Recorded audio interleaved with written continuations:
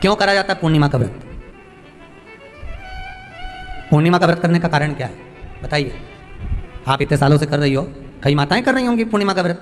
एक समय फलाहार करती हैं, एक समय भोजन करती हैं। भोजन में खीर का होना जरूरी होता है पूर्णिमा के व्रत में। दूध की सामग्री होना जरूरी होती है पूर्णिमा के व्रत में।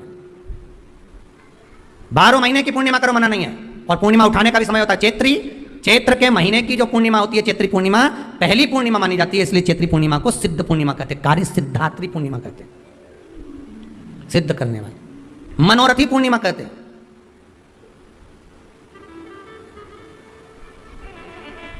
मनोरथी पूर्णिमा।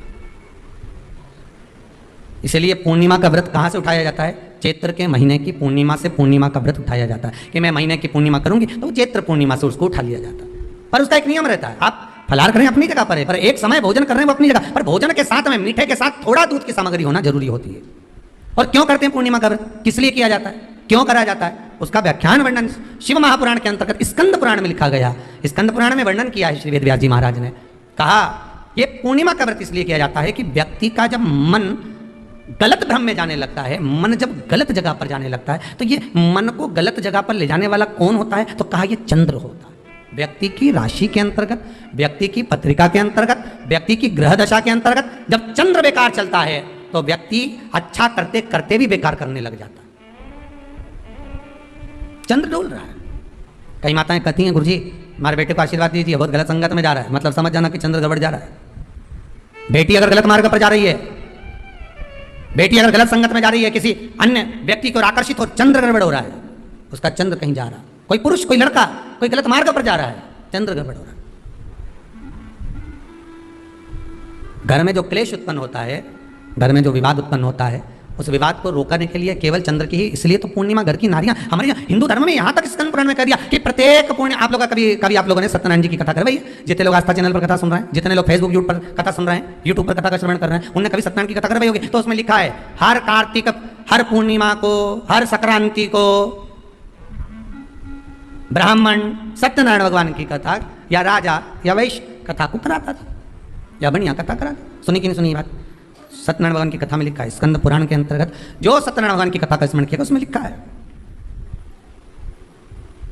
प्रत्येक संक्रांति पूर्णिमा को सत्यनारायण की कथा करवाने लगा और ये योनि को प्राप्त हुआ, इस योनि से छूटा, इस योनि में गया।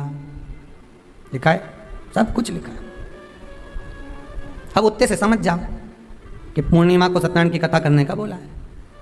पूर्णिमा को सत्यनारायण की कथा का क्यों बोला? वैसे तो रोज कराओ सत्यनारायण जी की कथा, प्रतिदिन कराओ, मना नहीं है। आप क्या कोई विशेष फंक्शन है आप सत्यनारायण जी की कथा करवा? पर पूर्णिमा संक्रांति को, और संक्रांति को पूर्णिमा को सत्यनारायण की कथा का स्मरण क्यों करवाया गया? क्योंकि पूर्णिमा के दिन अगर ये भगवान का व्रत रख लेगी, पूर्णिमा के दिन अगर ये खीर का प्रसाद बना लेगी, थोड़ा सा दूध की कोई सामग्री बना लेगी और भगवान को भोग लगा देगी, भले सत्यनारायण भगवान के भाव से बनाए, भले सत्यनारायण जी के निमित्तार्थ बना, पर अगर इसने सत्यनारायण भगवान के निमित्त से बना, पर पूर्णिमा के दिन अगर ये व्रत रखेगी, उपवास रखेगी या कोई सामग्री बनाकर भगवान की पूजन कर लेगी, तो इसके घर में जो अशांति है वो शांति में बदल जाएगी। इसलिए कई घरों में आज भी सत्यनारायण भगवान की पूजन हर पूर्णिमा को करती है। माता किताब लेके बैठ जाती है, तुरंत उन्हें ऑफिस जाना, कहीं काम पे जाना, और तुरंत उसने जल्दी कलश रखा, कलश नहीं भी रखे तो भगवान की पूजन कर के ब्राह्मण देवता को बुला लेगी। ब्राह्मण नहीं आएंगे तो खुद कर लेगी, पर करती जरूर है। इतना सा आटा सेक लेगी, पंजेरी बनाई, सीरा बनाई, मिठाई रख दे, कुछ भी करेगी, पर सत्यनारायण की कथा कर ले। उसका मन लग गया उसमें, मतलब पूर्णिमा को करना है। उसको करने से क्या होता है? शांति रहती है,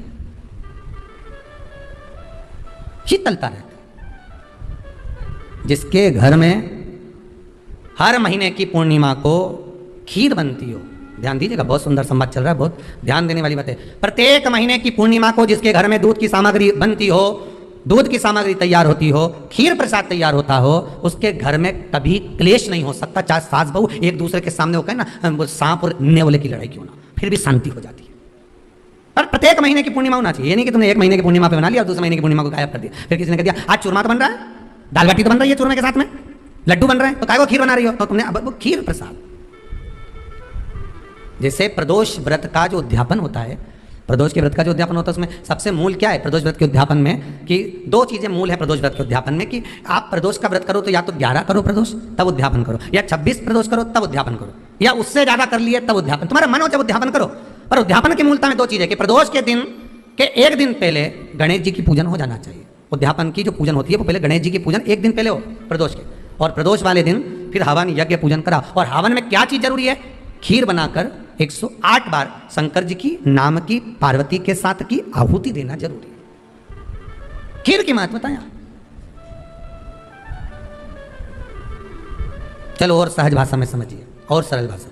जिस समय पर भगवान औघड़दानी में रत्रकालदर्शी में कैलाशी शंभु का आवाहन चंद्रदेव ने करा, कब? जब ससुर ने श्राप दे दिया कि काया का रोग होगा, काया क्षीण होने लगी, टपक टपक कर गिरने लगी, काया नीचे गिर गई, चंद्र रोने लगे, आंखों से अश्रु बह रहा है, आंखों से आंसू बह रहा। किसके पास जाऊं मैं? तब देवऋषि नारद का स्मरण किया। देवऋषि नारद, नारायण श्रीमन नारायण, नारायण